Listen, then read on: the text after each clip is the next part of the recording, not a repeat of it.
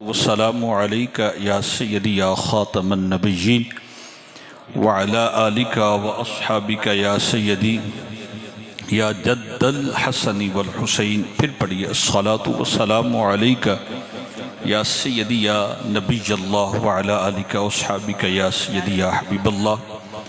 नहायती वाजिबुल एहतराम मुअज़्ज़ज़ व मोहतशम साबीन बिलखुसूस हज़रत ख़तीब अहले सुन्नत मौलाना पीर अब्दुल अली गज़ाली साहब नक्शबंदी, आज की ये बज़म, आज की ये महफ़िल बसिलसिला शब क़दर और मज़ीद ये के जलसा दस्तार फ़जीलत, मैं क़िबला गज़ाली साहिब को और इस मदरसा की इंतज़ामिया को और हुफ़ाज़ किराम को, ख़ुसूसन उनके वालिदैन को और ख़ुसूसन इन बच्चों के उस्ताद मोहतरम को मुबारकबाद पेश करता हूँ। अल्लाह ताला इन बच्चों को कुरान पाक की जो हिफ़्ज़ की सआदत अता फ़रमाई है, अब अल्लाह ताला इन बच्चों को जो हिफ़्ज़ किया है उसकी हिफाजत की भी तौफ़ीक़ अता फ़रमाए। आपने जलाली और गज़ाली गुफ्तगू समात कर ली है, अब थोड़ी सी जमाली गुफ्तगू भी समात कर लें। कोई लंबी चौड़ी गुफ्तगू नहीं। गज़ाली साहब ने बड़े खूबसूरत अंदाज में मुझे पैगाम दे दिया कि क्या करना। सियाने बंदे हैं, ख़तीब आदमी हैं, और मैं भी कोई लंबी चौड़ी गुफ्तगू का आदी नहीं हूँ। दो तीन बातें अर्ज़ करके इंशाअल्लाह गुफ्तगू ख़त्म करता हूँ, क्योंकि क़िबला गज़ाली साहब ने अज़मत मुस्तफ़ा बयान की है, एक तो इस हवाले से और दो तीन अहादीस। कुरान करीम में अल्लाह करीम इरशाद फरमाता है, असा अन यबअसका रब्बुका मक़ामम महमूदा। मैंने नहीं आपको कहना कि आप सुभान अल्लाह कहें। अब इसका मतलब भी सुन ले कि अल्लाह फरमाता है, महबूब अन करीब हम तुम्हें उस मकाम पे खड़ा करेंगे जहां हर कोई तेरी ही तारीफ करेगा। हर कोई मखलूक भी तेरी तारीफ करेगी और खालिक भी तेरी ही तारीफ करेगा। हम दुनिया के अंदर ये जो जहान है, ये जहां जिसमें मैं और आप इस वक्त मौजूद हैं, ये जहां हजूर की अजमत व शान बयान करने का जहां है। अगर आप तवज्जो करेंगे तो आपको ये बात समझ आ जाएगी। ये जो जहां है, इस जहां में हजूर की शान बयान करनी है, दिखानी नहीं है। मैं फिर आपकी खिदमत में जुमला अर्ज़ करता हूं, हम इस जहां में हजूर की शान बयान करते हैं, दिखा नहीं सकते। दुनिया जहां के खतीब इकट्ठे हो जाएं, वो शान बयान कर सकते हैं, दिखा नहीं सकते। गोया ये जहां जो है, ये शान दिखाने का जहां नहीं है, बताने का जहां है। बंदो, अभी भी आपको अज़मत मुस्तफ़ा समझ नहीं आई कि इस दुनिया के अंदर अगर मिंबर पर बैठकर कोई खतीब हजूर की शान बयान करे तो हजूर की शान सुनकर मोहब्बत का आलम यह है कि सर कटाने के लिए भी तैयार है। अरे बंदो, शान सुनकर ये आलम है तो शान देखकर आलम क्या होगा? नहीं समझे बात आप? शान सुनकर ये आलम है कि बजट की कफियत है, बजट की कफियत है, मस्ती की कफियत है, और ये जहां तो शान बयान करने का आलम है। वो जो जहां होगा ना, वो जहां शान बयान करने का नहीं, वो जहां शान दिखाने का जहां है, जिसमें अल्लाह फरमाता है, महबूब अन करीब तुझे उस मकाम पे खड़ा करेंगे जहां हर कोई तेरी ही तारीफ करेगा। मखलूक भी कहेगी वाह, खालिक भी कहेगा वाह, मखलूक भी कहेगी सबसे आला हो आला हमारा नबी, खालिक भी कहेगा महबूब वाह। सोचो तो सही, यहां शान सुनकर ये आलम है, वहां शान देखकर कफियत का आलम क्या होगा? उस कफियत को शायद लफ्जों में कोई अदीब ना बयान कर सके,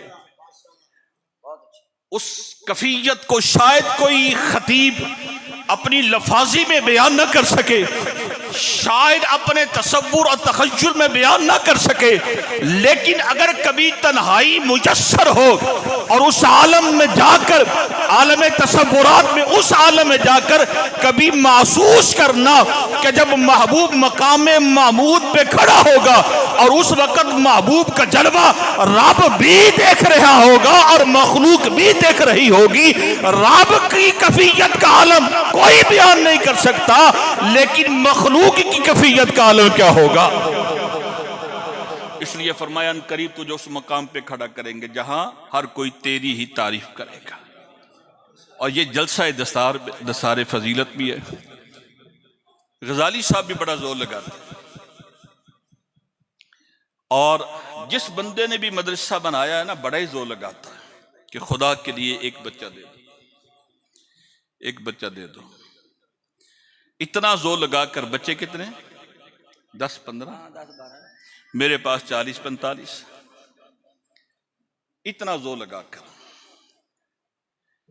मुझे एक बंदा कहता है कि आप मौलवी हैं, मस्जिद का पैकेज क्या होता है? हमारे कॉलेज की इस्तिलाह में जब कोई टीचर भाई साहब भर्ती करते हैं ना, तो जो मैनेजमेंट होती है ना, वो टीचर से पूछती है कि क्या पैकेज होगा, यानी खिदमत मुआवजा क्या होगा पढ़ाने का। तो मैंने कहा अगर आप पैकेज की बात करते हैं तो सिफर, नहीं समझे बात यहां, लेकिन अगर आप बरकत की बात करते हैं तो खुदा की कसम खत्म ही नहीं होती। ये मेरा अपना एक होती है किताबी बात, एक है मुशाहिदा। किताब के साथ मुशाहिदा हो जाए तो सुभान अल्लाह। दुनिया जहां के अंदर, मैं आपको 1400 साल की तारीख पूरी यकीन के साथ कहता हूं, बसीयत एक तालिब इल्म के, आपको वजीर, मिनिस्टर, बादशाह, हाकिम खुदकुशी करते हुए मिलेंगे। कोई एक सादा सा मौलवी भी बता दे जिसने खुदकुशी की हो। ये कुरान की बरकत। जोर लगाते हैं कि यार बच्चा दे दो, बच्चा दे दो, हम आपके बच्चे को कुरान पढ़ाएंगे।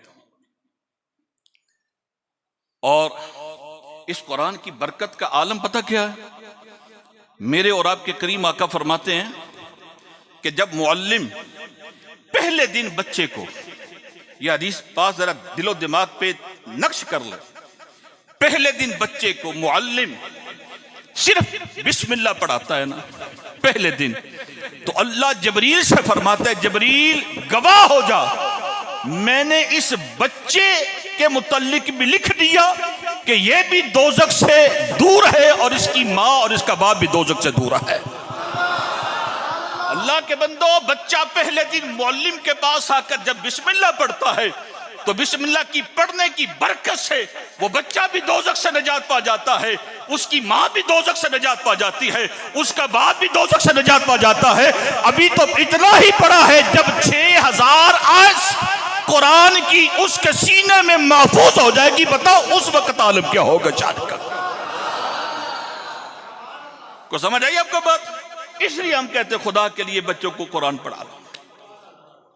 और फिर दूसरी हदीस पाक सुनिए, मेरे करीम आका फरमाते हैं जब बच्चा कुरान का हाफिज हो जाता है, हाफिज के साथ साथ कुरान का आमिल भी हो जाता है, आमिल इल्म अमल वाला, तो अल्लाह ताला कल क़यामत के दिन उसके माँ बाप को, कि बोला गजाली साहब तवज्जो आपकी चाहूंगा, उसके माँ बाप को ऐसा नूरानी ताज पहनाएगा जिसके सामने सूरज की जो चमक दमक है वो कम पड़ जाएगी। जैसा समझ आई तो बोलो सुभान अल्लाह।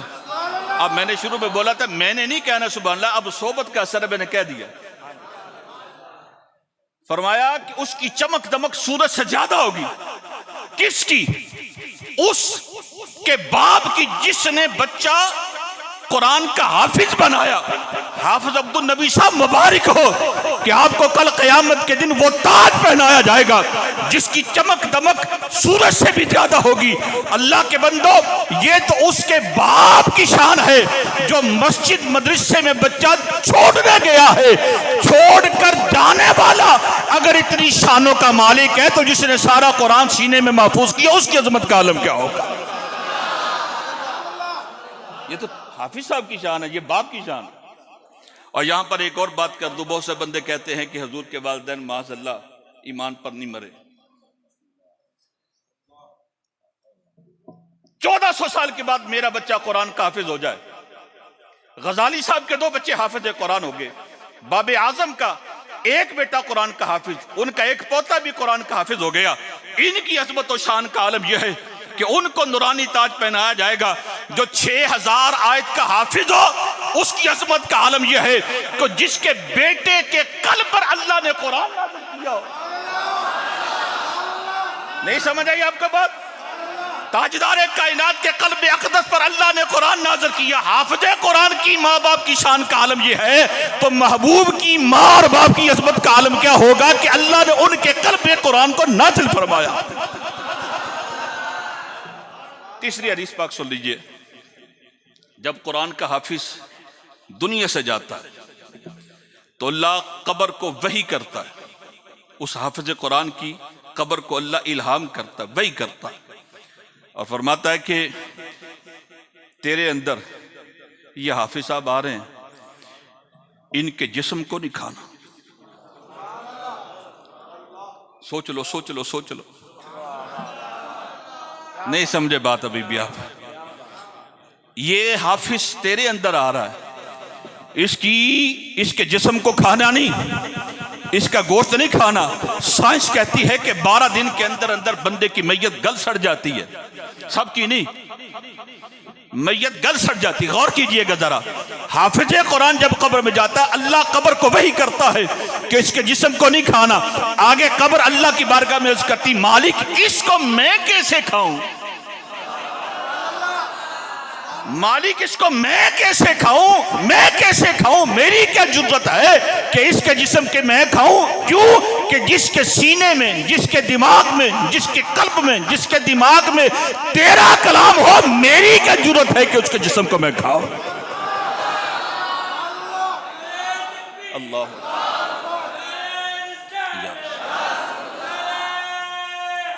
इसी हदीस के ज़िम्मन, इसी हदीस के ज़िम्मन में एक जुमला और सुन लीजिएगा। हमारे बच्चों, जो मदरसे में बच्चे पढ़ते हैं ना, बाज़ लोगों का उनके मुताल्लिक हतक मेज रवैया होता है, हम बर्दाश्त करते हैं, मेरे साथ रोज ही होता है। ला मौलवी हाफिज शरारता बहुत कर दे मदरसे में, हाफिज बच्चों से उनका बचपन न छीने। स्कूल कॉलेज के बच्चे शरारतें नहीं करते क्या? अब बोलिए हैं? तो मस्जिद मदरसे में आने वाले बच्चे भी उन्हीं बच्चों की तरह है, इनसे आप इनका बचपन न छीने। जिस तरह आप स्कूल के बच्चे की शरारतें बर्दाश्त करते हैं ना, इसी तरह मदरसे में आने वाले बच्चे की शरारत भी बर्दाश्त कर ले, बर्दाश्त कर ले। क्यों? उसकी वजह यह है कि मेरे नबी पाक सल्लल्लाहु अलैहि वसल्लम फरमाते हैं कि जिसके सीने में कुरान का इल्म है, जो कुरान का आलिम है, जो कुरान का आमिल है, जो कुरान का हाफिज है, हजूर फरमाते हैं उसकी इज्जत करो। ये उस्मान जलाली साहब ने हदीस पाक सुनाई, मैं पूरी सुना देता हूं। मेरे करीम आका फरमाते हैं कुरान के आलिम की इज्जत करो। जिसने कुरान के आलिम की इज्जत की उसने मुझ मोहम्मद की इज्जत की, और फरमाया जिसने मुझ मोहम्मद की इज्जत की उसने अपने रब की इज्जत की। इनकी इज्जत किया करो। मेरे अब्बा जी तो मुझे हाफिजी के अलावा बुलाते ही नहीं थे, ठीक है? तो इनकी इज्जत किया करें, इनका एहतराम किया करें। कमी पेशी हर जगह होती है। नियत करें अल्लाह बेटा अता करे, अल्लाह बेटी अता करे, अल्लाह पोता अता करे, उसको कम से कम इतना कुरान पढ़ा लें कि उसको हलाल हराम की समझ आ जाए। वगरना फिर यही हाल होगा कि बाबे तशाही कोई नहीं समझे बात। बाबे ते अगर यहां पर बहुत सारे बुजुर्ग तशरीफ फरमाए, बहुत सारे, अल्लाह इनको सलामत रखे। आपने अपनी जिंदगी का अक्सर हिस्सा अपनी औलाद के लिए गुजार दिया, दिन रात एक कर दी। आपका पोता आपके सामने ये कहे कि बाबा ते शाही कोई नहीं, उस वक्त आपकी कफियत का आलम क्या होगा? नहीं कहता उस वक्त बाबे ते शाही कोई नहीं, अगर उनको आपने किसी आलिम और आमिल, किसी आशिक के सामने बैठाया हो। और हर किसी से भी इल्म नहीं पढ़ते, ये भी बात याद रखिएगा। हर अरे गैर नत्तु खैरे मीदे शीदे गामे से इल्म नहीं पढ़ना। इल्म भी उसी से पढ़ना जिससे हजूर की मोहब्बत और हजूर का इश्क मिले। तो इसलिए ये मदरसा जो बनाया है ना, ये देखिए गजाली साहब ने एक रोशन मिसाल कायम की है कि जो मदरसा बनाया उस मदरसे में अपने बच्चे भी दाखिल करवाए, वरना ये जितने स्कूल वाले हैं इनके अपने बच्चे अपने स्कूलों में नहीं पढ़ते। मुझसे बेहतर कौन जानता है, ये अपने बच्चे किसी और स्कूल में भेजते, दूसरे स्कूल में क्यों भेजते, उनको पता होता है कि हमारा अपना हाल क्या है। तो इन्होंने एक रोशन मिसाल कायम की है कि इनके दोनों बच्चे इसी मदरसे में हिफ्ज किया और हाफिज अब्दुल नबी साहब उनके बच्चे ने भी यहीं पे हिफ्ज किया। तो आप किसी भी मदरसे में, वो मदरसा जहां अल्लाह रसूल की मोहब्बत का दर्स हो, वहां अपना बच्चा दाखिल करवा और कुरान इतना पढ़ा ले कि कल आपके लिए और मेरे लिए कहे कि ऐ अल्लाह मेरे बाप की बख्शिश फरमा दे। गजाली साहब बताइएगा जरा, रोज कितने बच्चे आपके पास आते हैं, जी मेरे अब्बे का खत्म है, पढ़े कुरान दे दे। अब्बा आपका है कुरान हम पढ़े, कभी गौर किया आपने? पढ़े कुरान दे दे, पढ़े कुरान दे दे। भी वाले साहब आपके हैं, हम क्यों पढ़े कुरान? अगर आप अपने वालिद के लिए कुरान नहीं पढ़ सकते तो मौलवी क्यों पढ़े? कभी गौर किया इस बात पे? और यहां पर यह बात याद रखिएगा, मर जाना है सब ने एक दिन। मैंने अपनी मां का जनाजा खुद पढ़ाया, मैंने अपने बाबा का जनाजा खुद पढ़ाया। जो मैं दुआ अपने मां बाप के लिए कर सकता वो दूसरा नहीं कर सकता। वो कोई दूसरा जो मोहब्बत आपको अपने मां बाप के साथ है ना, चाहे वो इमाम वो खतीब जो आपके वालिद का जनाजा पढ़ाए वो कितना ही आपके करीब और क्लोज क्यों ना हो, लेकिन जो मोहब्बत आपको अपनी मां के साथ है, जो मोहब्बत आपको अपने बाप के साथ है, वो दूसरों को नहीं हो सकती। अल्लाह की कसम बेहतर यह था कि मेरा जनाजा मेरा बेटा पढ़ाए, और मैंने वसीयत की है कि बेटा मेरा जनाजा पढ़ाएगा। क्यों? जो बेटा मेरे लिए दुआ कर सकता है वो कोई दूसरा नहीं कर सकता। इतना तो बच्चे को दीन पढ़ा दे, इतना तो बच्चे को दीन पढ़ा दे, इतना तो कुरान पढ़ा दे कि वो कल कहीं जाकर ये ना कहे कि मेरे बाप का खत्म है, पढ़े कुरान दे। और खुद कुरान पढ़िएगा। मेरे करीम आका फरमाते हैं अपनी औलाद को 3 चीजें सिखाओ। कितनी चीजें? बात खत्म करने लगा हूं। कितनी चीजें? फिर बोलिए कितनी चीजें? अब यह हदीस सुनकर दिलो दिमाग पे नक्श कर लें। जब आप रजाई में बिस्तर पे जाए सोने के लिए तो हुजूर की इस हदीस पे गौर कीजिएगा और फिर खुद जवाब अपने अंदर से तलाश कीजिएगा कि मैंने इस हदीस के मुताबिक अपनी औलाद को यह सबक दिया है। मेरे करीम आका फरमाते अपनी औलाद को 3 चीजें सिखाओ। फरमाया मेरी मोहब्बत, मेरी आल की मोहब्बत और कुरान की तिलावत। नहीं, फिर बोलिए जरा एक मर्तबा, मेरी मोहब्बत, मेरी आल की मोहब्बत, और मैं फिर आपको एक इस हदीस को जरा और रंग के अंदर, मेरी मोहब्बत, आल की मोहब्बत और मेरी मोहब्बत। पहले हुजूर ने अपनी मोहब्बत का जिक्र किया है। मेरी मोहब्बत, क्या औलाद को हुजूर की मोहब्बत सिखाई है? क्या कभी अपनी औलाद को गोद में बैठाकर हुजूर के सफरे मेराज का तज़किरा किया? क्या औलाद को अपने पास बैठाकर हुजूर की अज़मत और शान के कसीदे पढ़े? क्या औलाद के पास बैठकर कभी महबूब के तज़किरा मिलाद का जिक्र किया? क्या औलाद के बीच में बैठकर कभी महबूब की नात पढ़ी है? नहीं पढ़ी। न बेटे के पास टाइम है, न बाप के पास टाइम है। तो हुजूर की मोहब्बत का सबक कहां से मिलना? ये हमारा बच्चा स्कूल जाता है, मुझे पता है कि स्कूलों में कितनी हुजूर की मोहब्बत सिखाई जाती है, मुझे पता है कि कॉलेज के अंदर हुजूर की मोहब्बत कितनी सिखाई जाती है। अल्लाह के बंदो, वहां तो सिलेबस की दौड़ लगी हुई है, वहां तो निसाब को खत्म करने की दौड़ लगी हुई है, वहां तो पोजीशन लेने की दौड़ लगी हुई है। हुजूर की मोहब्बत अगर आपने अपनी औलाद को नहीं सिखाई तो कल क़यामत के दिन अल्लाह ने पूछा, बता औलाद को मेरे महबूब की मोहब्बत सिखाई थी या नहीं? तो फिर क्या जवाब दोगे? क्या जवाब दोगे? है कोई जवाब इसका? हुजूर की आल की मोहब्बत सिखाओ। बताया है कि करबला के अंदर बेटा क्या हुआ था हुसैन के साथ। कभी तज़किरा किया है औलाद के सामने अहले बैत का? कभी कुरान? ये हमारे यहाँ कारी साहब तशरीफ लाते हैं, वो हमारे बच्चों को कुरान पढ़ा देते हैं। कारी साहब 10-15 मिनट बच्चों को कुरान पढ़ाते हैं। और मैं इस चीज के भी सख्त खिलाफ हूं कि आप कारी को घर बुलाए। मैं नहीं इस बात से, मैंने अपनी जिंदगी के अंदर ये गलती नहीं की। क्यों? कहावत यह है कि कुआं प्यासे के पास नहीं जाता, प्यासा कुएं के पास आता है। आपको इल्म के पास आना चाहिए था, आपने इल्म को अपने पास बुला लिया। आपने इल्म को अपने पास बुलाया, और इल्म का एक अपना नखरा होता है भाई साहब, इल्म का एक अपना नखरा होता है। अगर आप इल्म को नखरा दिखाएंगे तो इल्म सीने में नहीं जाएगा, इल्म सीने में नहीं जाएगा। ये नखरा नहीं है कि आपने आलिम को अपने घर बुलाया है, चाहिए यह था कि आपका बच्चा आलिम के पास जाता। क्यों नहीं गया? 10-15 मिनट में कारी साहब ने पढ़ा दिया। अब कारी साहब ने 10-15 मिनट में अलिफ लाम मीम तो पढ़ा दिया, ज़ालिकल किताब तो पढ़ा दिया, इसका माना किसने समझाना था? इसका माना किसने समझाना था? इसलिए कभी गौर कीजिए इन बातों पर, कभी ध्यान कीजिए इन बातों पर। आधी गुजर गई है, आगे कितनी है इसका ना मुझे पता है ना आपको पता है। कब्र हशर की शर्मिंदगी से बचने के लिए एक ही तरीका है, औलाद को कुरान भी पढ़ाएं और कुरान वाला भी पढ़ाएं।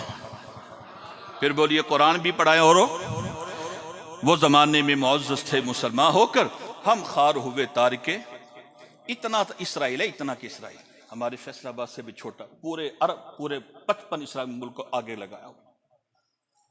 वो जमाने में मुअज़्ज़ज़ थे मुसलमान होकर, हम खार हुए तारिके कुरान होकर। हमारी जिल्लत रुसवाई की वजह यह है कि हमने अपना ताल्लुक कुरान से तोड़ दिया। जोड़िए, इज्जत चाहते हैं, इंशाअल्लाह इज्जत मिल जाएगी अगर हमारा ताल्लुक कुरान से हुआ। अल्लाह ताला हमारी हाज़िरी कबूल फरमाए। व मा अलैया इल्लल बलाग। माशाल्लाह, हमारे बड़े ही